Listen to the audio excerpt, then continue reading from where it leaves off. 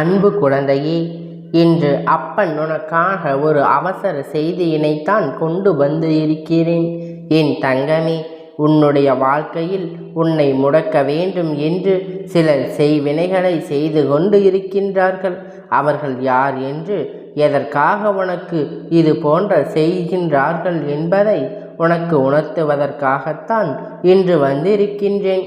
என் தங்கமே, நீயே இது போன்று எல்லாம் இவர்கள் செய்வார்கள் என்பதை பற்றி சிறு துளி அளவு கூட சிந்திக்காமல் உன்னுடைய வேலை என்னவோ அதை செய்து கொண்டு இருக்கின்றாய். ஆனால் நீ இருப்பது போல மற்றவர்களும் எதையும் சிந்திக்காமல் இருப்பார்கள் என்று எண்ணிவிட முடியாது அல்லவா? ஒவ்வொருவருடைய எண்ணங்களும் வேறு விதமாக இருக்கின்றது. உன்னுடைய வாழ்க்கையை கெடுக்க வேண்டும் என்று அவர்கள் நினைக்கின்ற விஷயம் எதனால் என்பதனை அப்பன் சொல்லும் பொழுது அவர்கள் யார் என்பதை நீ அடையாளம் கண்டுகொள்வாய். என் தங்கமே, அவர்கள் யார் என்பதை இன்று அப்பன் நிச்சயமாக உனக்கு வெளிப்படையாகவே சொல்லிவிடுகின்றேன். அவர்கள் அடையாளத்தை சொன்ன பிறகு, அவர்கள் உனக்கு என்ன உறவு முறை என்று சொன்ன பிறகு நிச்சயமாக இதில் உனக்கு நல்லதொரு தெளிவு கிடைக்கும். யார் உனக்கு இது போன்ற செய்வினைகளை செய்ய நினைக்கின்றார்கள் என்பதை நீ புரிந்து கொள்வாய்.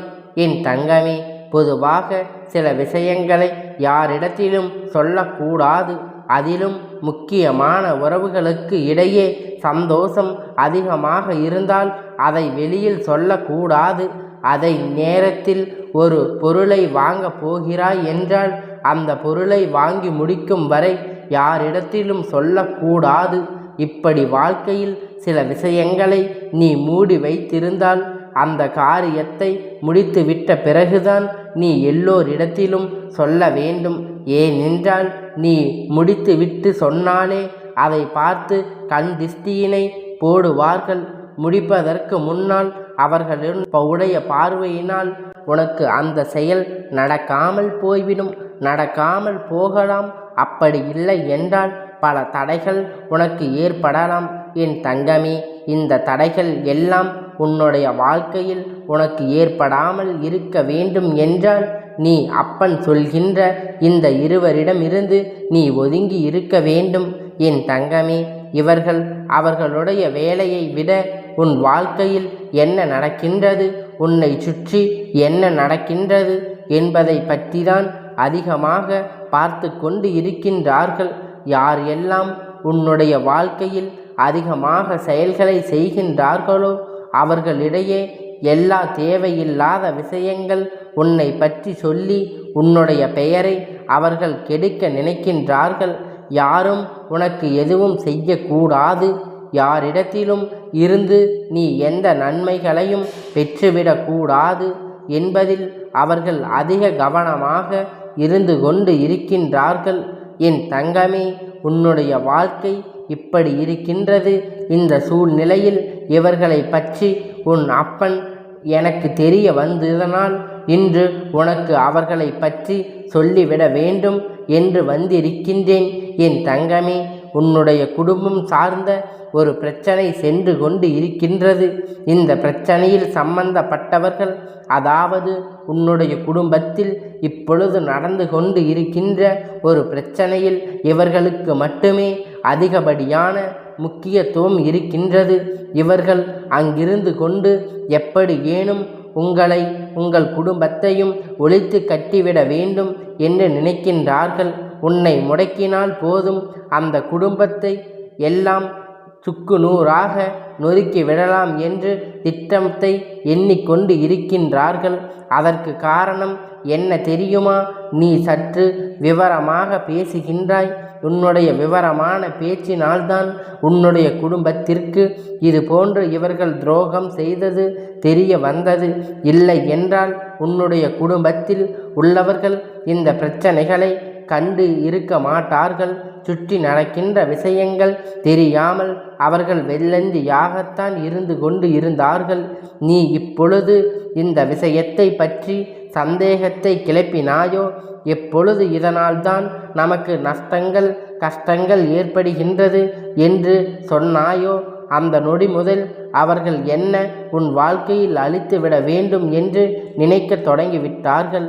என் தங்கமே, இதனால் உன் வாழ்க்கையில் உனக்கு என்ன கிடைத்தது என்றால் ஒன்றும் கிடைக்கவில்லை என்பதுதான் நிதர்சனமான உண்மை.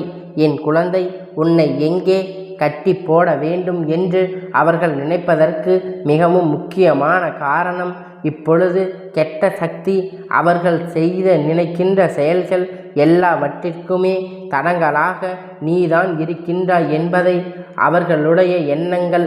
அதனால் இந்த எண்ணங்கள் எதுவுமே இல்லாமல் உன்னுடைய வாழ்க்கையில் உனக்கென்று இருக்கின்ற சில நாட்களை பற்றி நீ இப்பொழுது நினைவில் வைத்து கொள்ள வேண்டும். என் தங்கமே, அவர்கள் உன்னுடைய வாழ்க்கையில் இருக்கின்ற நிம்மதியை பறிக்க வேண்டும் என்று யாரோடும் ஒருவர் இந்த குடும்பத்தில் இருந்து இந்த உலகத்தை விட்டு நிரந்தரமாக செல்ல வேண்டும் என்று நினைக்கின்றார்கள். அந்த வேதனையும் சேர்ந்து வைத்து நீ அனுபவிக்க வேண்டும் என்று நினைக்கின்றார்கள். என் தங்கமே, யாராக இருந்தாலும் மற்றவர்களின் வாழ்க்கையை அழிக்க நினைப்பது மிக பெரிய தவறு. அதிலும் ஒருவரை முடக்கி அவர்கள் குடும்பத்தை அழிக்க வேண்டும் என்று நினைப்பது நிச்சயமாக மன்னிக்க முடியாத தவறு.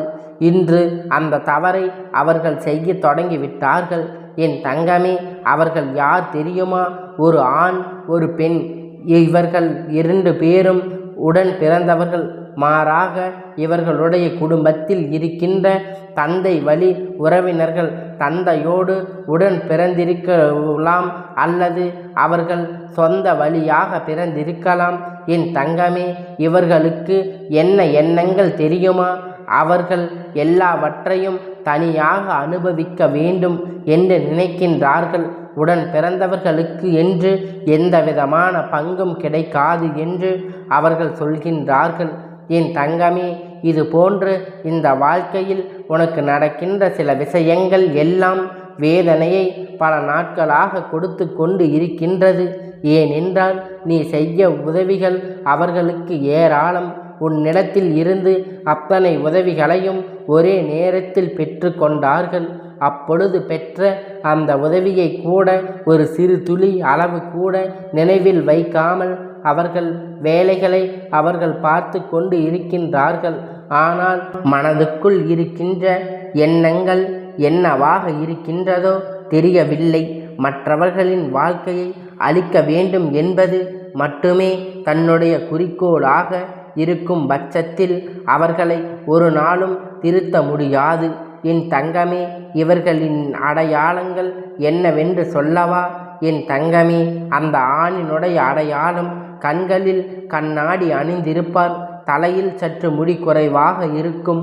அது மட்டுமல்லாமல் பேசுகின்ற வார்த்தைகள் சற்று உதறி உதறி பேசுவார்கள். காது சரியாக கேட்காது. என் தங்கமே, அதுபோல அந்த பெண்ணானவருடைய அடையாளம் என்னவென்று தெரியுமா? அவர் வயது அதிகமாக இருக்கும். அது மட்டுமல்லாமல் தன்னுடைய குடும்பத்தில் பெரிய இழப்பை சந்தித்த ஒரு பெண். அவர் என் குழந்தை, இந்த 2 அடையாளத்தோடு இருக்கின்ற உடன் பிறந்தவர்கள்தான் உன்னுடைய வாழ்க்கையில் இது போன்ற சதி திட்டத்தை செய்து கொண்டு இருக்கின்றார்கள். இவர்கள் செய்வினைகளை செய்ய வேண்டும் என்று நினைக்கின்றார்களே தவிர அதை பற்றி எந்த ஒரு விதமான தெளிவும் இல்லாமல் இருந்து கொண்டு இருக்கின்றார்கள். எந்த ஒரு விவரமும் அவர்களுக்கு தெரியவில்லை.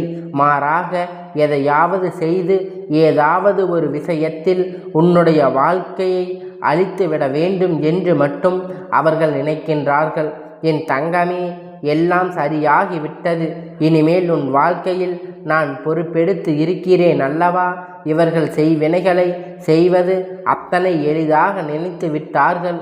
உண்மையாகவே ஒருவர் தவறு செய்திருந்தால் மட்டுமே செய்வினைகள் எல்லாம் அவர்களை பாதிக்கும். இல்லாத பட்சத்தில், தவறு எதுவும் இல்லாத பட்சத்தில் இன்னொருவர் வாழ்க்கையை, குடும்பத்தை யாரேனும் அழிக்க நினைக்கின்றார்கள் என்றால் கடைசியில் இதனால் அவர்கள்தான் அழிந்து போவார்கள் என்பதை அவர்கள் தெரிந்திருக்கவில்லை. எந்த ஒரு மாற்று கருத்தும் கிடையாது. என் குழந்தையே, உன்னுடைய மனதில் இருக்கின்ற எண்ணங்கள் உன்னுடைய வாழ்க்கையில் ஏற்படுத்தி இருக்கின்ற அத்தனை சோதனைகள் எல்லாம் கடந்து நீ நல்ல நிலைமைக்கு வரப்போகின்றாய். இனிமேலாவது இவர்களிடத்தில் கவனமாக இருந்து கொண்டு இவர்கள் செய்வதை எல்லாம் இந்த அப்பன் முறியடிப்பான் என்பதை நீ மனமாற நம்பு. தங்கமே, இந்த நேரத்தில் இதை சொன்னதற்கு காரணம், அவர்கள் ஏதேனும் செய்கின்றார்கள், நம் வேலையை பார்ப்போம் என்று இருக்காமல் நம்மை போல சுற்றி இருக்கின்றவர்களை நினைப்பதில்லை என்பதை முதலில் நீ தெரிந்து கொள்ள வேண்டும். ஏனென்றால் இன்றும் சில நாட்களிலேயே ஒன்று தெரியாதது போல அவர்கள் உன்னிடத்தில் பேச வேண்டிய காலம் வருகின்றது. அந்த நேரத்தில் நீ கவனமாக இருக்க வேண்டும் அல்லவா? அதனால்தான் அப்பன் உனக்கு இந்த விஷயத்தை இன்று சொல்ல வந்திருக்கின்றேன். என் செல்ல குழந்தையே, இந்த அப்பனுடைய ஆசீர்வாதம் எப்பொழுதும் உனக்கு முழுமையாக கிடைத்து கொண்டே இருக்கும். கந்தா போற்றி, கடம்பா போற்றி, கதிர்வேலா போற்றி, ஆறுபடை வீடு கொண்ட முருகா போற்றி.